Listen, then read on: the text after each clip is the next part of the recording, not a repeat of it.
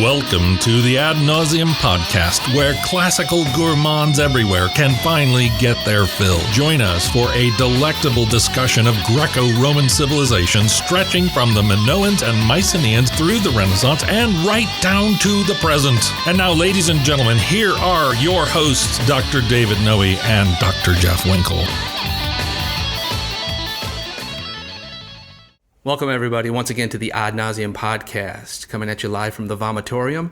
My name is Jeff Winkle, and I am here, as always, with my good friend, Dr. David Noe. How you doing, David? Very well, Jeff. Thank you. We're going to be talking more Homer today, but before we get into that, I believe you have a quote that you wanted to lead us off with. I do. I have a quote from the famous scholar Anthony Long from his work Stoic Studies, 1996. He says, "Homer was the poet for the Greeks.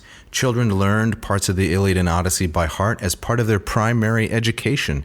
All Greek literature and art and just about all Greek philosophy resonate against the background of Homer." And here's the really interesting part. Throughout classical antiquity, well into the Roman Empire, Homer held a position in Mediterranean culture that can only be compared with the position the Bible would later occupy. Yeah, that's huge. And I don't think that's an exaggeration at all. No, not at all. No, to the degree to which Homer was mined for not just narrative, but for theology, philosophy, it's endless. For DIY? DIY, yeah. How am I supposed to hitch a team, plow a field, catch a fish? Yeah. It's all there in Homer somewhere in these 24 books of the Iliad, 24 books of the Odyssey. Right. But what's missing, Jeff, that people often want to find when they come to the Iliad in particular? Well, there's lots of stuff that you would, I think, as a new reader, if you just picked up a copy of Homer, that you would expect to be there. I find this with my myth students a lot, is that they expect the Iliad to be the story of the Trojan War.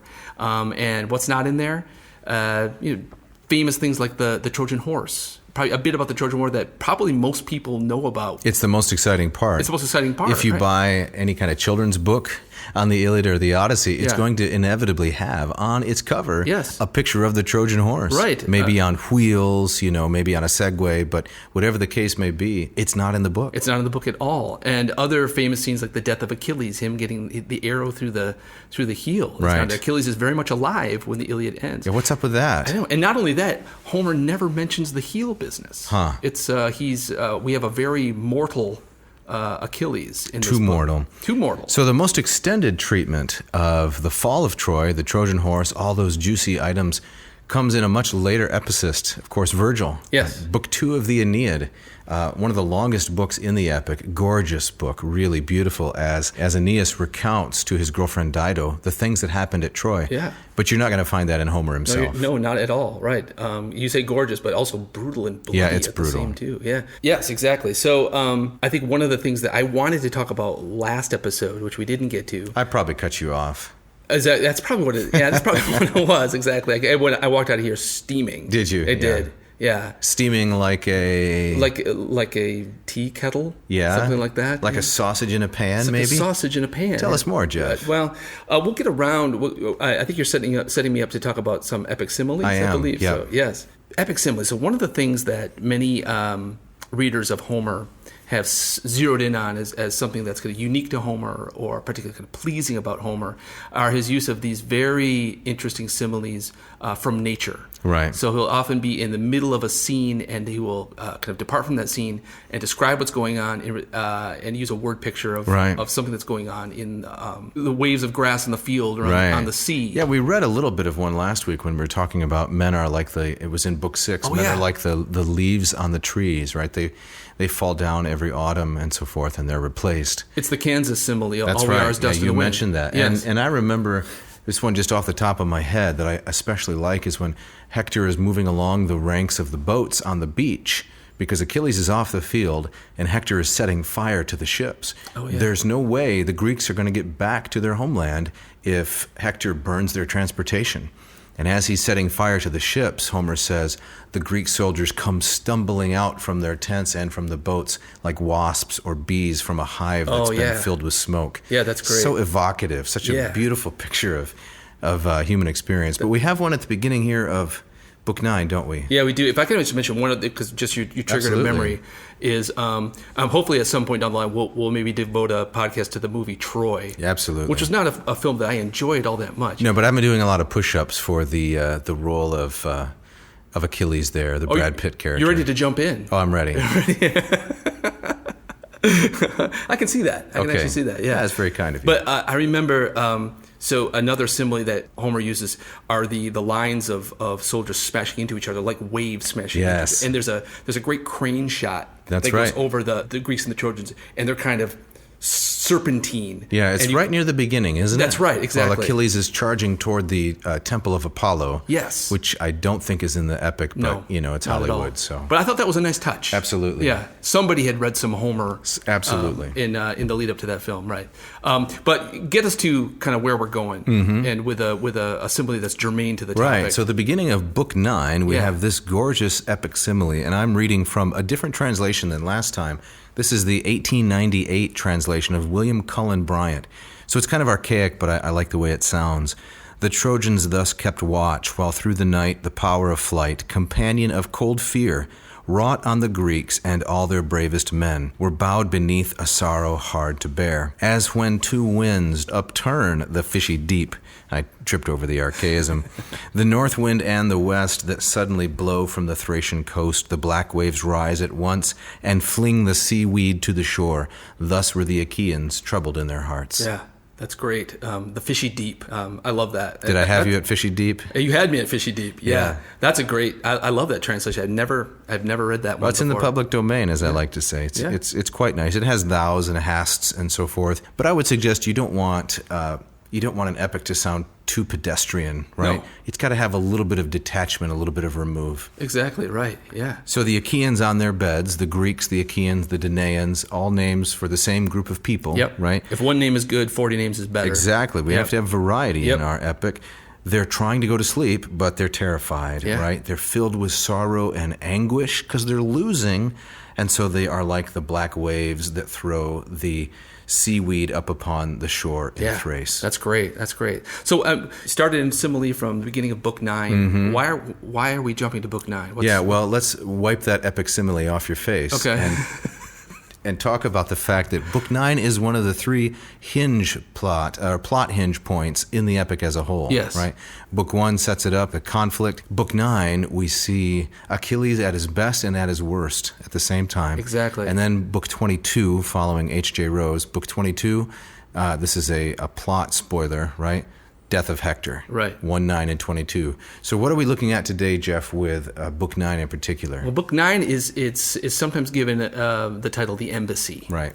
So there we have Achilles, as we talked about last time. He's had this fight with Agamemnon, and he's decided to go pout in his tent. For 17 books. 17-book pout. Right, so the vast majority of the Iliad, Achilles is not on the battlefield. Right. He's sulking. Again, another thing that I think often surprises people. You'd expect your quarterback to be out there with the team, but he's not. He's with his ball in his tent. And so Agamemnon is desperate because everything's falling apart.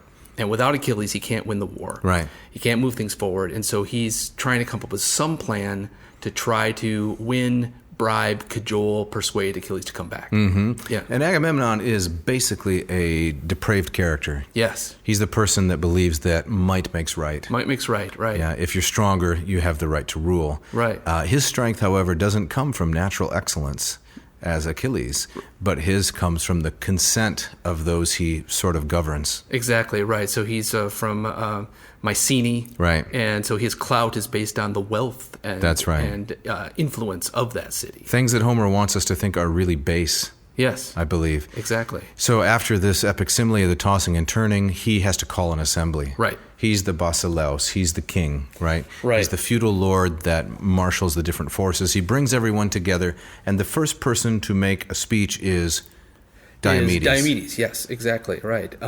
Did you want to read a little bit of that speech? Yeah, I could. What translation do you have with you today? I have the Fitzgerald translation. I don't have that passage right in front of me. Okay. But I think that the end of that speech is particularly powerful. Yeah. So he says, Diomedes says to Agamemnon, putting a fist in his face, "Thou longest to return, go then, the way is open. By the sea the barks that brought thee from Mycenae lie." Bark, of course, is the boat. "A numerous fleet. Yet others will remain. long-haired Achaeans, till we overthrow the city. Should they also pine for home, then let them flee with all their ships, while I with Sthenelus fight on, until we make an end of Troy, for with the gods we came. Yeah. Amazing. I think what's incredible that one of the incredible things about this, so Agamemnon, he's the Basileus, Right. but he's not an all-powerful emperor. No. Right? And these other warriors are willing to kind of stand up and basically kind of give him the finger. They have independence. Yes, exactly. And it's we talked last time about Diomedes' deeds on the battlefield. Right. But another way you display your arete is how you speak. That's right. Yep. Speaker of words as well as a doer of deeds. Very right. important theme throughout the classical world. Yeah. And Diomedes says, I'm not going back, Agamemnon. You and anyone else who wants to go, you can go back. But I and my good friend Sthenelus, we're going to stay, and we're going to defeat the Trojans eventually, even if we have to do it by ourselves. And he adds this little point, with the gods we came. Yes. Now, this shows, I think, a large part of the amazing artistry of whoever it is that wrote the epic. We'll just call him Homer. Yeah. Because in line 5, I think, at the beginning of the epic, right after we get, this is book 1, right after we get the part about the wrath, the rage, we get this expression, the will of Zeus was fulfilled. Mm-hmm. And that notion that there is a divine orchestration, that Zeus is working out his ways through all of these characters, that theme is never dropped throughout all 24 books. It's present everywhere. Yeah. We see it right here. Right. Diomedes has all this confidence of winning the war. We came with the gods. Yes. Now, he could be wrong, but he's motivated and driven by this idea. You dance with the gods that brung you. That's right. That's right. Exactly. But so. and it's also, I think it also speaks to the heavy hand of fate and destiny that's on this epic in a way that you don't see it in the Odyssey. No. Yeah. Absolutely. So Aristotle, as you probably know, said that the Iliad is about pathos. Yes. The Iliad is suffering. It's right. anguish. It's heart-wrenching struggle. And the Odyssey is about ethos, or athos, to use the Greek pronunciation. It's about character. Yes. It's a domestic epic, but we're in the Iliad for now. I've also heard it just kind of a slight kind of twist on that. The Iliad as tragedy.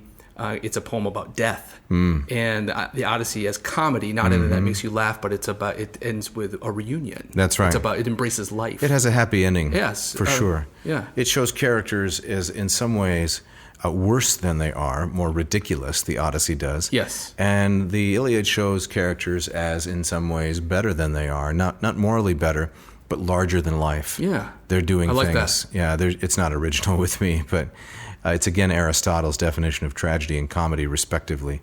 Tragedy shows characters as better than they are in the sense of more capable. Yeah. They don't do anything on a small scale. Right. Diomedes says, if I'm staying, well, let's do it by myself. Right. Nestor speaks next, and then Agamemnon puts together his embassy to send them off to Achilles' tent. Right, exactly. And so the bulk of the book is made up of an exchange of speeches between the three chosen ones. We have Odysseus, the king of Ithaca, our famous trickster. Yep. We have Phoenix, who, for lack of a better term, was a nanny to Achilles growing up. And we have Ajax, one of two Ajaxes, who's kind of your second best warrior. He has a kind of interesting shield, doesn't he? Yes. Far better than Captain America. Way better than that. And I would say even better than that, the Wakandan shield. Definitely. That kind of flares out. Yeah. Captain Telamon, you might say, right? Yeah. Because Ajax is the son of Telamon. He's got a shield that has 7 ox hides on it. Yes. 7 layers of leather, Right. impenetrable leather. Yes, and even just to pick that up. Yeah. Right. So he's probably the closest warrior to Achilles. It's a dead heat, really, I would say, between him and Diomedes. Right. Often taken as the second best. Exactly. For right. sure. This solid oak shield with 7 layers of leather on it. He can do some serious damage on the battlefield. Exactly right. And hopefully we'll have some time in a future episode to kind of talk about the tragedy of Ajax when kind of his expectations He goes of how insane. he was seen were. He goes insane. That's and right. all this is undercut from underneath him. Yeah, that's the Sophocles episode. Right. There you go. Which at this rate we'll probably get to in about 2024. Exactly right. But here we have these three, and they each make a speech to Achilles, and Achilles responds in turn. And so Odysseus goes first, and I've read this explained in that you lead with your best speaker. Yeah. So developing that theme, the reason that these three were chosen, Yes. both by Agamemnon and by the author, is that they each represent a different aspect of Achilles' character and Achilles' motivation and intention. Right. Exactly. So Odysseus comes.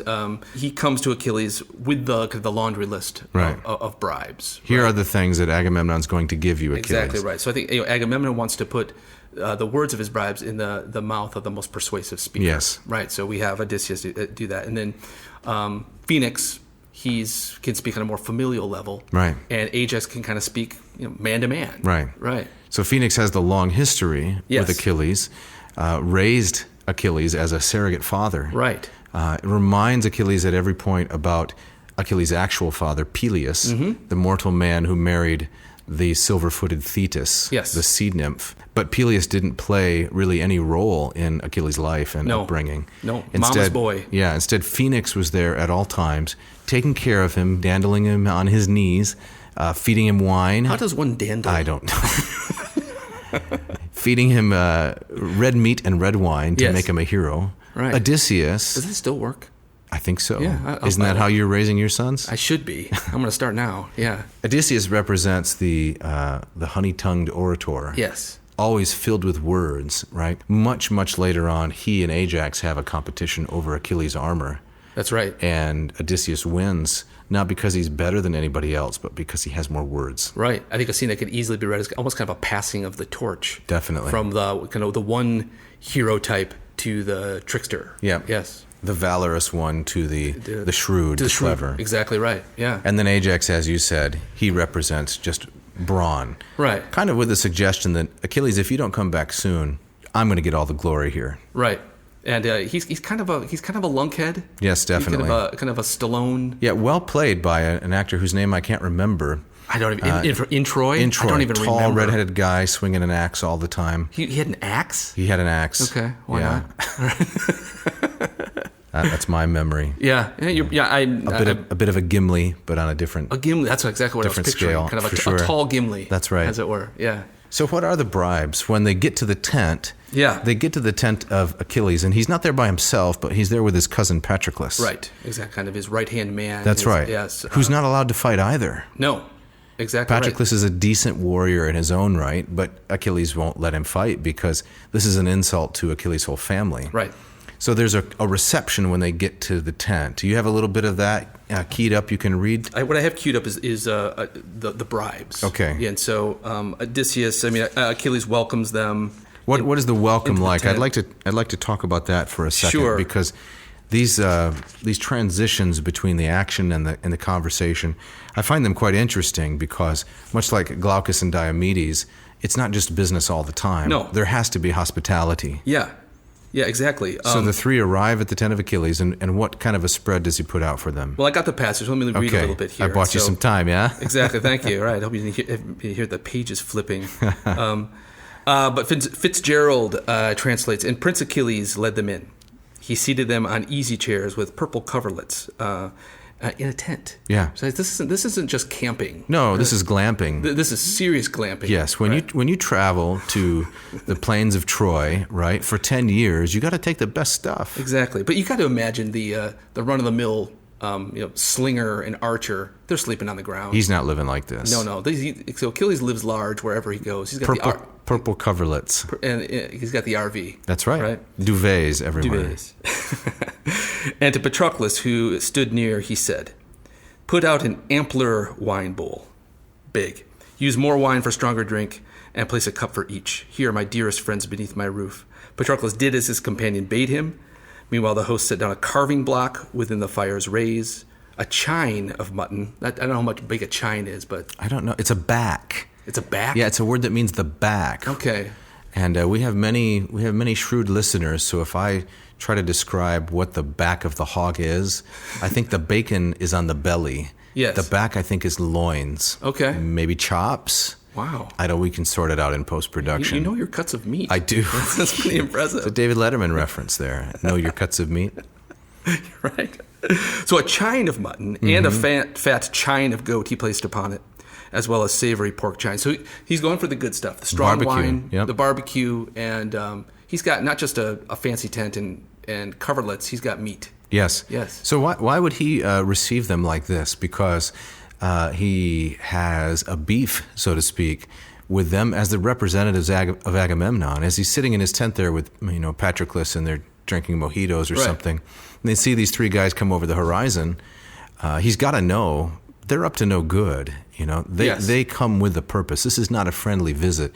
So given all of the emotions and the strategies that surround the visit, why would Achilles do all this? Well, it's something that I think becomes much more central, say, to the plot of the Odyssey. But we're talking about the whole concept and code of Xenia, how hosts receive guests and how guests behave within the house or tent of a host. So there are rules for how one does this, and not restricted to Greco-Roman literature by any stretch, because some listeners will know there's a famous passage in the book of Genesis where Abraham entertains three guests at the Oak of Mamre. And it's a very important scene. And in the letter to the Hebrews in the New Testament, the writer says something like, make sure you practice Xenia, for some have entertained angels unaware, along those lines. Right. It's a very common motif throughout. It's a very Middle Eastern kind absolutely. of thing, right? Someone shows up at your door, you treat them well, even if you don't really like them. Yes, exactly right. And I would say, you and I having traveled throughout Greece, That's right. It's still, Greece is part of the landmass of Europe, but it's much more of a Middle Eastern country than it is European. Yeah, and when we returned from one of our trips, as I remember, although I don't particularly like you brought me a bottle of ouzo. Yeah. Right? And I said, "No, what's motivating Jeff here with this nice gift of ouzo? It's Xenia." I was following the code of Xenia. Xenia, I wasn't obviously. doing it because I particularly like you either. No, or want me to drink a licorice flavored, how do you describe it? It's like gasoline flavored with licorice? It's a gasoline flavored with black licorice. There you go. There you go. Anise. I especially like it, incidentally. Yes, I do too. Yeah. Yes. So, where were we? I got lost on the chine. You were talking about why Yes. Achilles would treat these unwelcome guests with such generosity and hospitality. Yes. Well, I think one of the main reasons is this is a code of treating the guest that's covered by Zeus, honored by Zeus.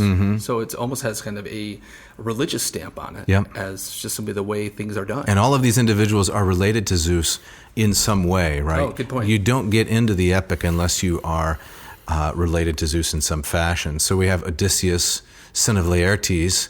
You go back far enough, you find Zeus. Yes, which is true for hundreds of characters. That's right. Agamemnon as well. Yes. His father, Atreus, his father, Pelops, his father, Tantalus. And his father, Zeus. So that's how you get into the epic. That's why you have a character that's larger than life. Yes. You're descended from the gods in some way. It's nepotism. That's right. Yep. So they show up. What exactly are the bribes that Odysseus offers in his first speech? There's quite a list. There is quite a list. Let me just find it quickly again. So Odysseus comes with a list of bribes that Agamemnon has told him to offer to Achilles, and it's a long list. I'll read a little bit of it. I'm not going to go through the whole thing because it's speaking of larger than life, it's ridiculously long. But Odysseus comes to Achilles once they've had their chines, and he says, "Now listen, and let me list for you what just now in his quarters he, Agamemnon, proposed: 7 new tripods, and 10 bars of gold, and then 20 shining cauldrons, and 12 horses, thoroughbreds, that by their wind and legs have won him many prizes. Any man who owned what these have brought him would not lack resources, could not be pinched for precious gold. So many prizes have these horses carried home.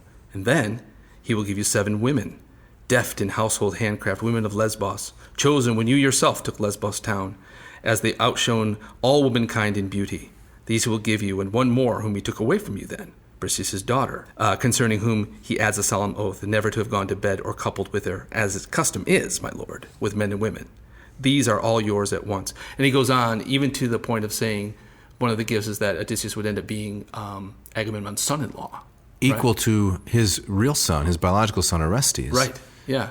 So what about these cauldrons? What's a cauldron? What does that have to do with the story? Well, I mean, it's in tripods, Yeah. right? It's shiny stuff, Yes. right? Made of bronze. Yes, A exactly. a semi-precious metal, right? Third in value below gold and silver. Right. But probably more important here for not for what they are, but for what they represent, right? So Agamemnon's he's always a step behind. That's part of one of the awful things about him, and he's working from this idea that this is the kind of honor that Achilles is interested in. He wants stuff. He wants stuff that he can pile up outside his tent, and when people walk by, say, "That guy, I want to be like that guy." That's right. Yeah. But as we'll quickly see, this is going nowhere. Right. And one thing I also wanted to add is this passage is one that's often pointed to as evidence for Homer as an oral poet. Right. Because the list that Odysseus gives is almost verbatim from what Agamemnon says just a few pages before this. Now, careful there, Dr. Jeff. Please. You're not going to veer away from Homer as an artist into the larger historical, geographical, schlemonic elements, are we? This is just a subtle way of giving a taste for an upcoming episode. All right. But thanks for the check. So the idea is that maybe this was an orally composed poem, because the speech of Agamemnon, in which he sets out the gifts, is later repeated in large part verbatim by Odysseus. Exactly. Here are the gifts. So almost like the singer returning to a chorus. That's right. But what's really striking is what Odysseus leaves out. So when Agamemnon gives his list, he ends this with, and if you tell him to accept all these things and then submit to me. Right. Bend the knee. Right. And that's the part that Odysseus very conspicuously leaves out. Yes, very shrewd. Very shrewd. So all of these things are offered to Achilles as inducements to get him back on the battlefield, because everyone recognizes that without Achilles, the Greeks are sunk. Yes. They're not going to win. Exactly. How does Achilles respond then to these bribes? I mean, Phoenix appeals, just to take a slight detour, Phoenix appeals to his sense of loyalty, his sense of duty to the rest of the Greeks, and Ajax appeals to his sense of valor. Yes. But Odysseus's bribes are... It's a big fat no. They're rejected. Yes, exactly. Yeah. Yes, so he has this doesn't, like I said, Agamemnon doesn't get it. He doesn't get where Achilles is at, and so he rejects Agamemnon's kind of notion of what is honorable and what a hero like Achilles would even want. And in rejecting that, this is a key moment. This is in terms of the story, in terms of the plot, but also in terms of the themes, is that Achilles rejects that kind of that physical, temporal honor for something else. So, am I on the right path? Do you agree with that? Yeah. Yeah, I have a little bit of it here I can read. Yeah, please. This is again the Bryant translation.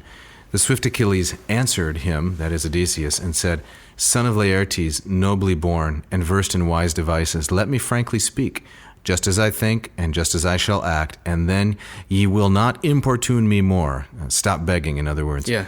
Hateful to me as are the gates of hell is he who, hiding one thing in his heart, utters another. Right. I shall speak as seems to me the best, nor deem I that the son of Atreus or the other Greeks can move my settled purpose, since no thanks are paid to him who with the enemy maintains a constant battle. In other words, Achilles is saying, I'm not going to listen to anybody, and least of all to the son of Atreus, that is Agamemnon, because nobody's my equal. Exactly. I am naturally the best. Yes. And therefore I can't be challenged by anyone. Right. And I've always read, I love that line, that hateful to me is the man who says one thing and hides another in his heart. I always read that as, he's responding to Agamemnon, but almost as a subtle dig at Odysseus, too. Definitely. That's who Odysseus is. That's right. That's his character and identity. The mask wearer. Yeah. And he ought to know better, really, than coming as Agamemnon's lackey to try to get Achilles back on the battlefield.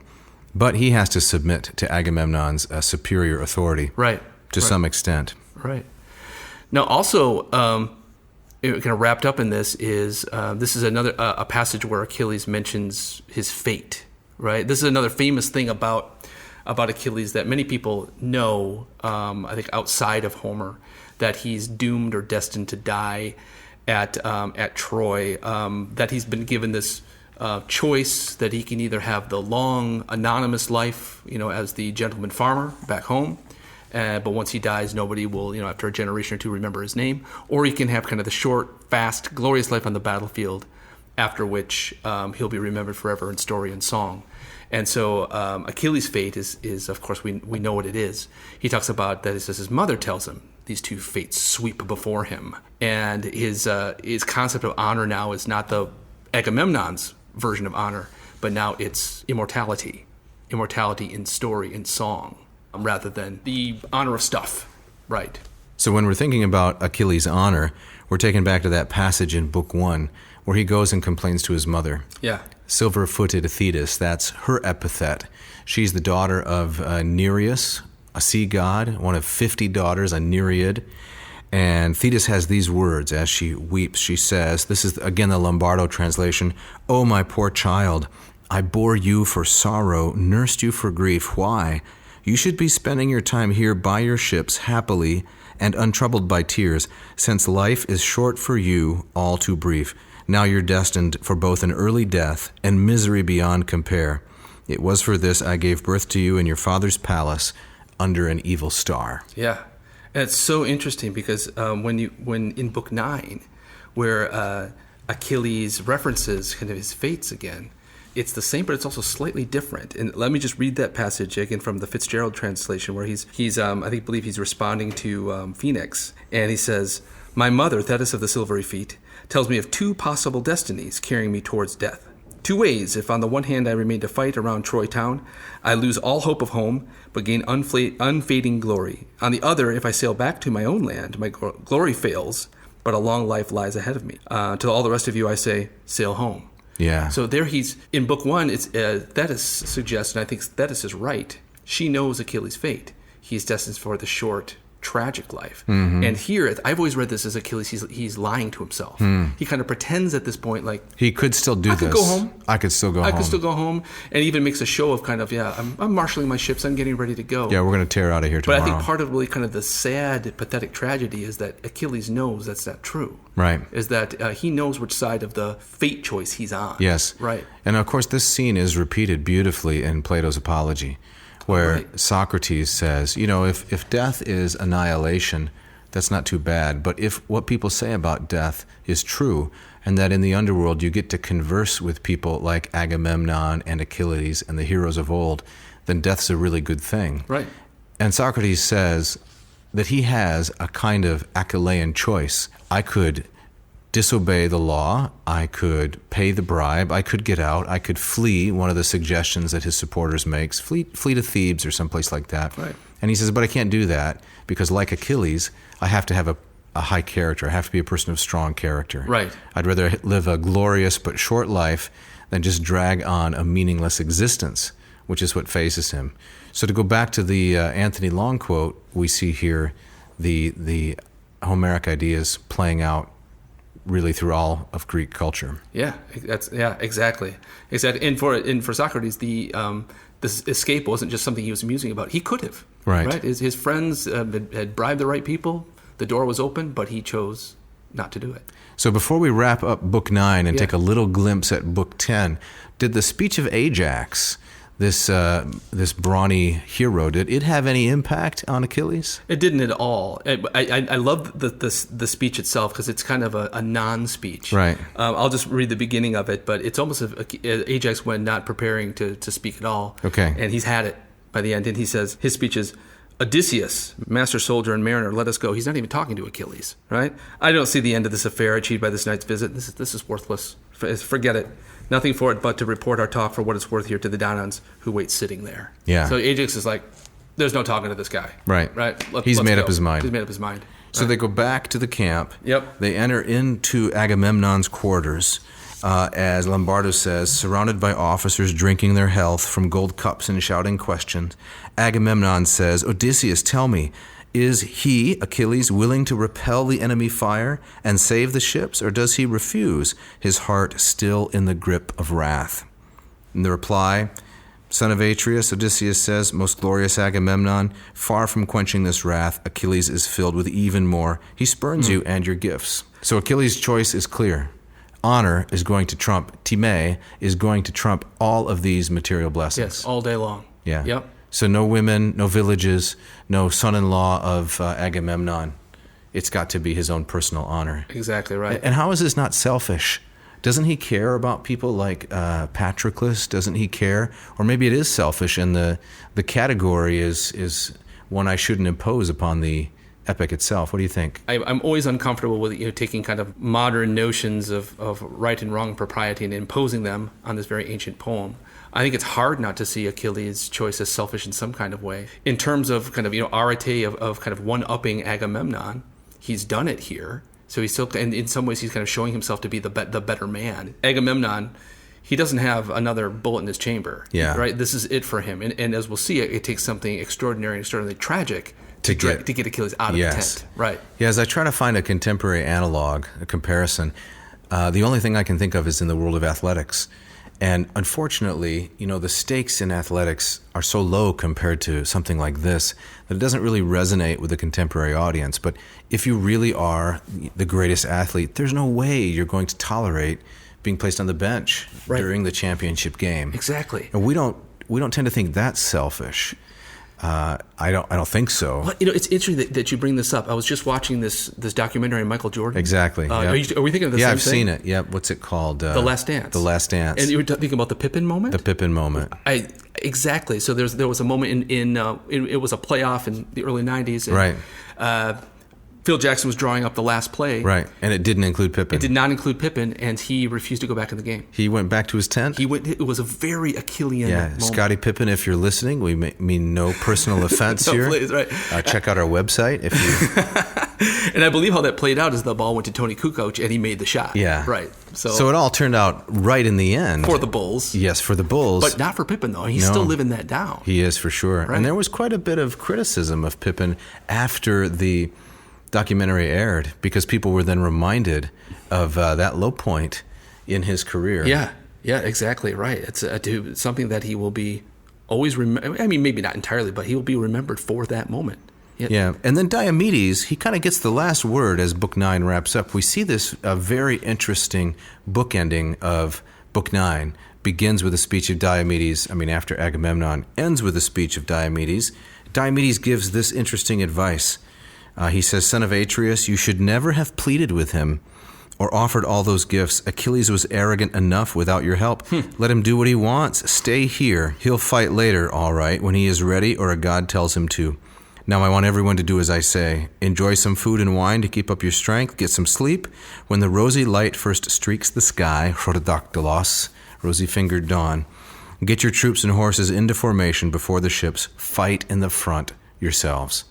That's so dramatic because Achilles is not coming back, not until much, much later, after the death of Patroclus. Exactly. So Diomedes, true to his word, says, we can't count on him. Do something yourself. Have your own moment of excellence. Right. So Diomedes is right. He says it's going to take a supreme act for this man to come out of the tent. He basically said pretty much the most of this book has been a waste of time. That's right. When he is ready, or a god tells him to, he'll fight later. He'll fight again. Yeah. And the god that tells him to is Zeus, by orchestrating the death of Achilles' best friend. Patroclus. Yeah. Right, yeah. Some great foreshadowing. Okay, Jeff, so as we finish up this episode, we've completed Book 9. Yep. Let's take a moment to look at Book 10, the Dolaneia, which I know is probably your favorite book. Is that right? Oh, yeah, this is my favorite, much in the same way that The Golden Girls is your favorite sitcom of all time, right? So what is Book 10 about? Well, as a throwback. So what is Book 10 about? Well, it's actually pretty fascinating. So it's like Book 9 called The Embassy. This is referred to as the Dolaneia, and it involves this nighttime foray of Odysseus and Diomedes going to spy on the Trojan camp.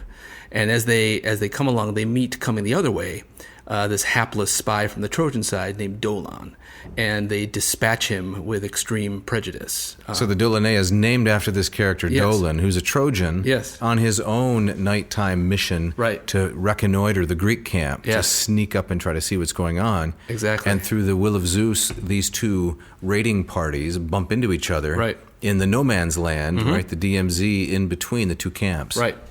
And then Diomedes and Odysseus go on to sneak into the Trojan camp, where they find several sleeping Trojan warriors and stab them to death as they sleep.